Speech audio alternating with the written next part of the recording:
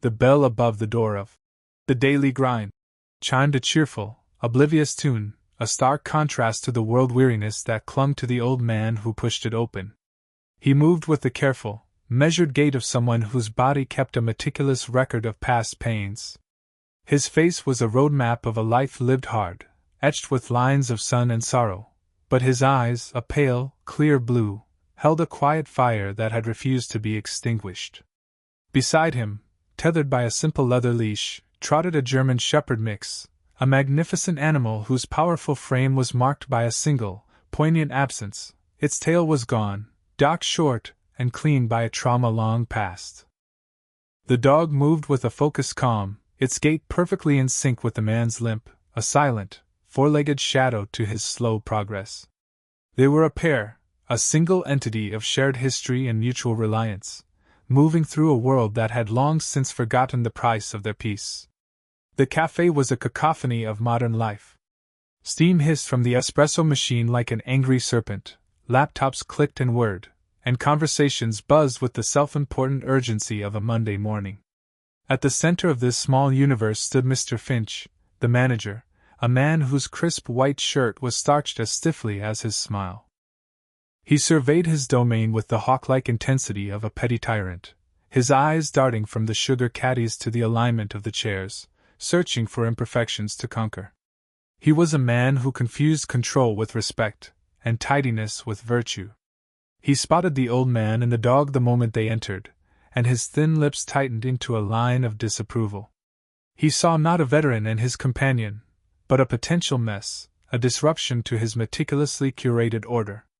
Sarah, a waitress with kindness in her eyes that hadn't yet been fully exhausted by the daily grind of serving indifferent customers, approached the pair with a gentle smile. "Just a table for one, sir?" she asked, her voice a small island of warmth in the bustling room. The old man nodded, his own voice a low, gravelly rumble. "Just one. And a spot on the floor for my friend here." He gestured down at the dog, who looked up at Sarah with an intelligence that was almost unnerving. Sarah led them to a small table in the corner, a place of relative quiet. The old man, Elias, settled into his chair with a soft sigh, his hand never leaving the dog's head. He ordered a black coffee, nothing more. As he did, the dog, whose name was Shadow, did something unexpected. It didn't circle or sniff. It simply folded its legs beneath it and lay down on the cool tile floor, a silent, dignified collapse. It wasn't the slump of a tired pet, it was the deliberate, controlled descent of a body surrendering to a profound exhaustion it could no longer fight. Its breathing was even, its eyes closed, a statue of stoic repose. The quiet act was a tectonic shift in Mr. Finch's ordered world. It was a breach of protocol. He marched over, his polished shoes clicking an angry rhythm on the floor. He didn't address Elias. He towered over Sarah, his voice a venomous whisper meant to carry. "Sarah! Get that dirty stray out of my café!" Now, the words hung in the air, thick and poisonous. The nearby chatter faltered. Heads turned. Elias's hand on Shadow's back went still, his knuckles white.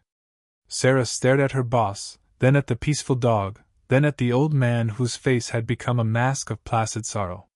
She saw the worn flag pin on his jacket, the faint scars on his hands. She saw not a stray, but a soldier. The command was a line drawn in the sand of her conscience.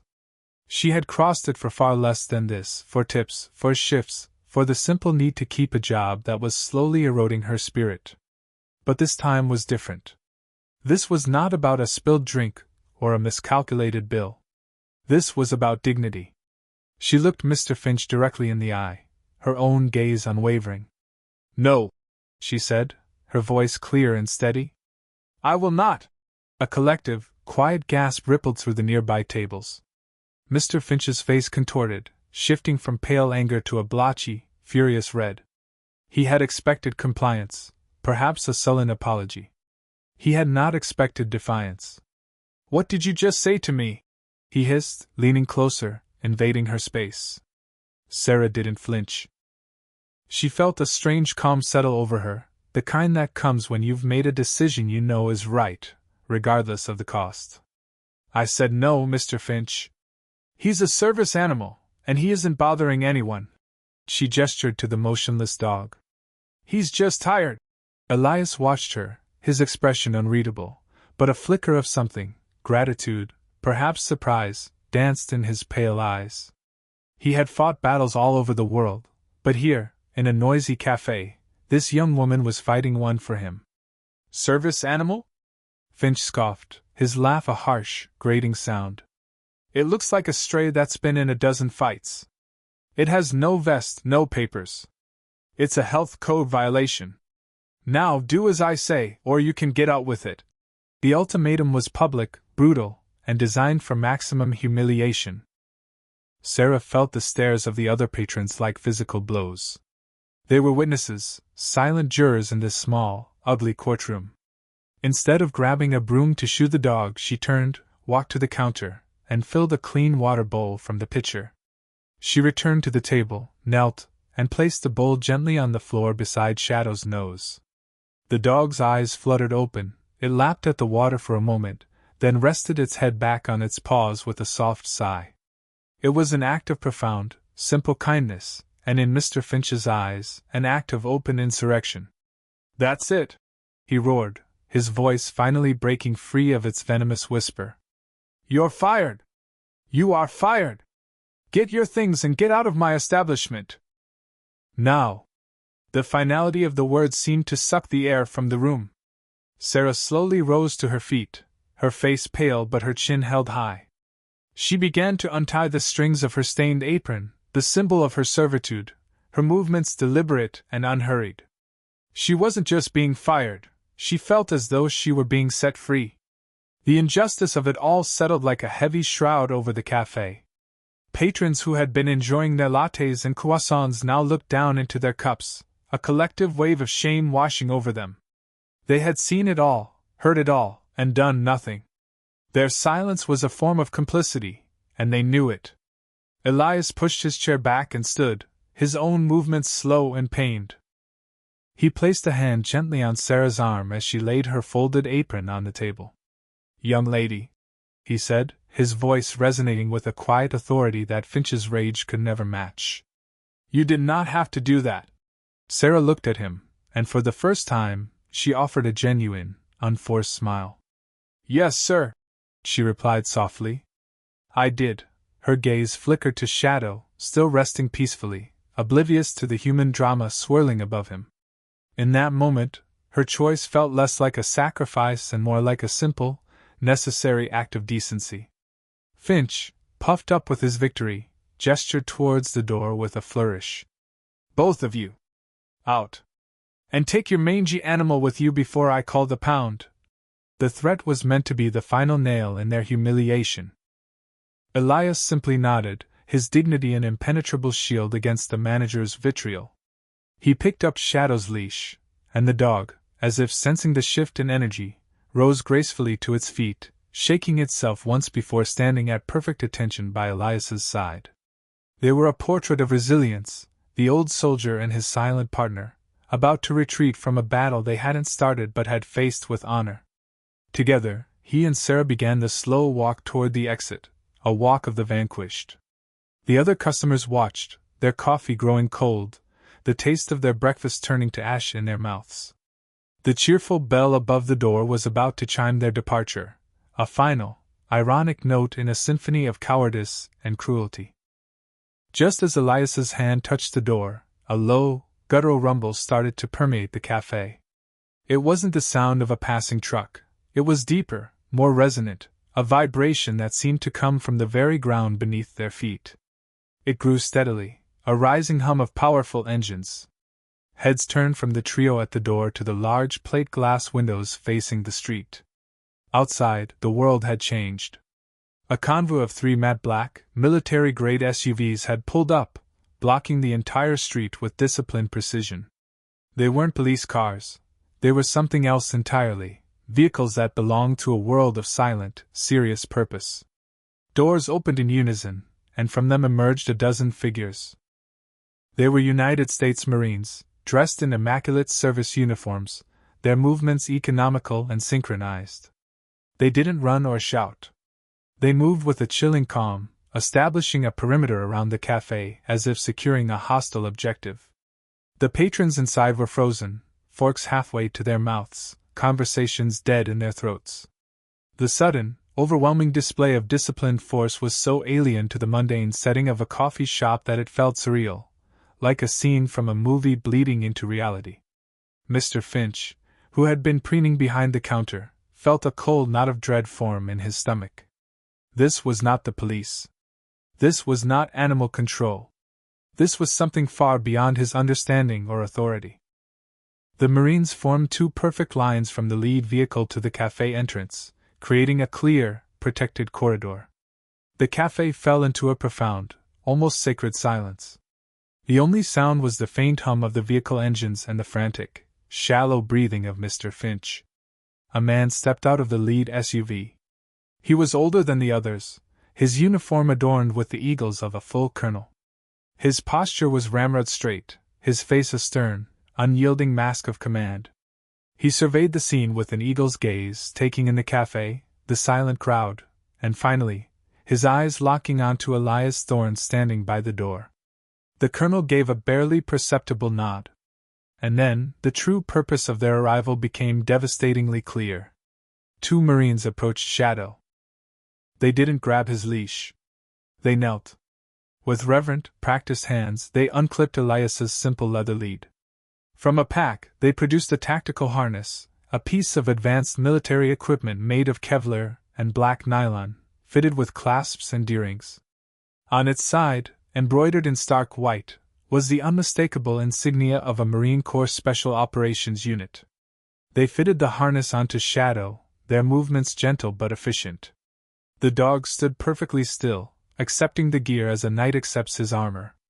When they were finished, Shadow was transformed. He was no longer a civilian's companion. He was a soldier reporting for duty. The colonel strode towards the entrance, his boots striking the pavement with an authority that echoed in the silent street. The lines of Marines parted before him, a human sea yielding to his passage. He entered the daily grind, his presence immediately commanding the entire space. The atmosphere was electric with tension and unspoken questions. His eyes, sharp and intelligent, swept the room, cataloging every fearful face, every dropped jaw. He completely ignored the gawking patrons. His gaze passed over Sarah with a flicker of acknowledgement before landing, with the force of a physical impact, on the terrified, sweating face of Mr. Finch. The manager, who 5 minutes ago had been the undisputed king of his small castle, now seemed to shrivel under the colonel's scrutiny, reduced to a trembling, insignificant subject. The colonel did not raise his voice. He didn't need to. His tone was like chipped ice, each word a perfectly formed, razor-sharp projectile that cut through the silence. "Are you the manager of this establishment?" he asked. Finch could only manage a choked, squeaking sound before nodding jerkily. The colonel took another step forward, his eyes never leaving Finch's.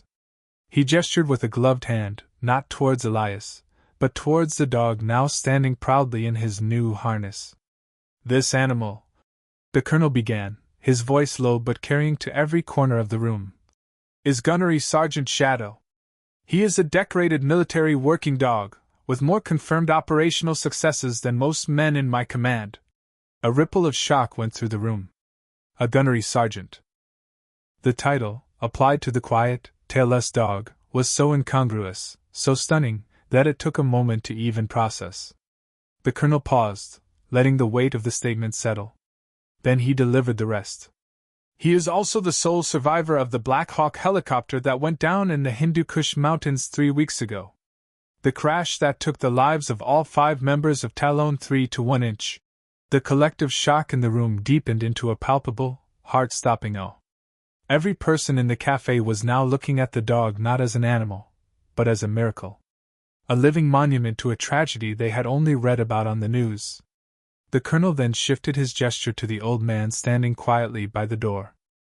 "And this man," he said, his voice now imbued with a profound, unshakable respect, "is Master Sergeant Elias Thorne, retired.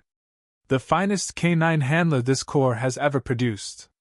He was brought out of retirement for one reason, He is the only person on this planet who knows how Shadow communicates. He is the only one who can help us understand what happened on that mountain before our men were lost. They are not just a man and his dog, sir. They are a critical national security asset, and they are currently on their way to a debriefing with the Secretary of Defense. The revelation was complete. It was a thunderclap that shattered the very foundation of the reality they had all inhabited moments before. The dirty stray was a decorated hero. The frail old man was a living legend. The simple trip to a cafe was a brief respite in a mission of immense national importance. The patrons who had looked away in shame now stared in open reverence. They hadn't just witnessed a manager bully a customer, they had witnessed the desecration of a hero. The full weight of their silent complicity came crashing down. An elderly woman in the corner booth brought a hand to her mouth, her eyes welling with tears. A young man who had been buried in his laptop slowly closed it, a look of profound respect on his face. The entire room seemed to hold its breath, caught in a shared moment of stunning, humbling clarity. Mr. Finch stood as if he'd been turned to stone, his face a ghastly shade of white.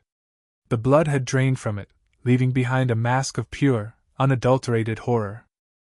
He tried to speak, to form an excuse, an apology, but only a dry, croaking sound emerged. The world he had so carefully controlled had just been annihilated by a truth he could never have imagined.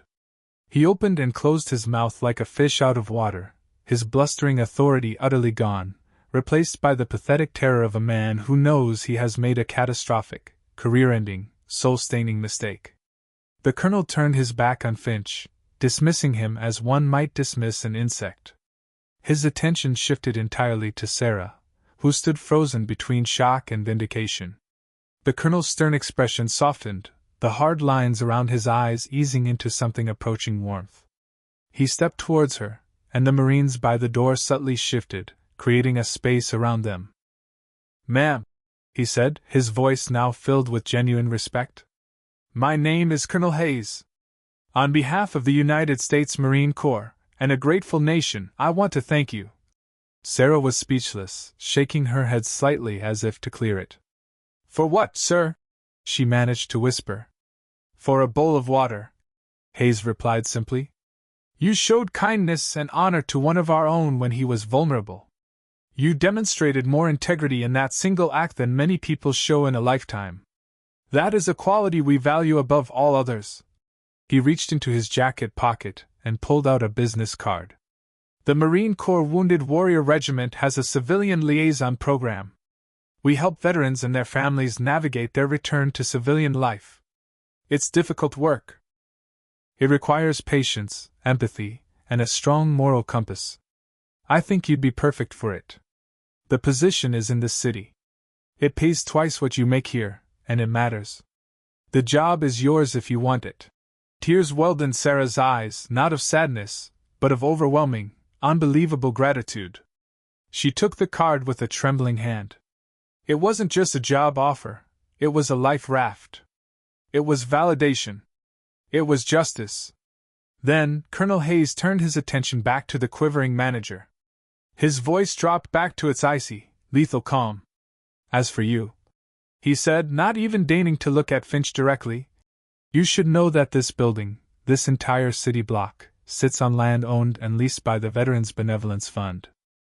They have a zero-tolerance policy for disrespect shown to service members, active or retired. I have the chairman of that fund on my personal cell phone. I will be making a call as soon as I leave. I suggest you start packing your desk." He didn't need to say more. The sentence was delivered. The judgment was final. Finch's reign over the daily grind was over. His professional life, in all likelihood, was over as well. He had sowed arrogance, and he was about to reap a whirlwind of consequence. The official business concluded, Colonel Hayes gave a crisp nod to Master Sergeant Thorne. "It's time, Master Sergeant." Elias nodded back, the silent communication of two men who understood the language of duty. The Marines moved with purpose, escorting Elias and Shadow towards the door. It was no longer a walk of shame, but a procession of honor. As they passed the tables, the patrons, one by one, began to rise to their feet. It started with the young man who had closed his laptop, then the elderly woman, and soon, the entire cafe was standing in a silent, spontaneous tribute. It was a gesture of apology, of respect, of a lesson learned too late but learned all the same. Outside, in the crisp afternoon air, Elias paused beside the colonel's vehicle. He looked not at the colonel, but at Sarah, who had followed them out, clutching the business card as if it were a winning lottery ticket. Elias reached into his own worn jacket and pulled out a heavy, bronze-colored coin. He pressed it firmly into her palm. "This is for you," he said, his voice thick with emotion. "Every Marine carries one. It means you're part of the family now. It means you never have to stand alone." Sarah looked down at the challenge coin, its surface cool against her skin. On it was the eagle, globe, and anchor. It was a sacred totem, a symbol of a bond she had never sought but had earned through a simple act of human decency. She closed her hand around it, the weight of it grounding her. "Thank you," she whispered, the words feeling inadequate. Elias simply smiled, a rare, true smile that momentarily erased the lines of sorrow from his face. "No," he said. "Thank you." He then turned and, with a final pat on Shadow's head, allowed the Marines to help him into the waiting vehicle. The door closed with a solid, secure thud. The convoy of SUVs pulled away from the curb as smoothly and silently as it had arrived, disappearing into the flow of city traffic, leaving behind a street full of stunned onlookers and a small cafe forever changed. Inside, Mr. Finch was gone, having slipped out the back in a final, cowardly act. The patrons spoke in hushed tones, replaying the morning's events, their perspective on the world subtly, irrevocably altered. They had learned a powerful lesson that day, that heroes rarely announce themselves. They walk among us, often unseen, bearing the invisible scars of their service. They might be a quiet old man with a limp, or a tired young woman pouring coffee, or even a tailless dog lying peacefully on a cafe floor. True strength isn't found in a starched shirt, or a loud voice of authority. It is found in quiet dignity, in unwavering integrity, and in the profound, unbreakable love between a warrior and his most faithful companion. Not all heroes stand on two legs, and not all battles are fought on a foreign field. Sometimes, the most important ones are fought over a simple bowl of water, in the heart of an ordinary day.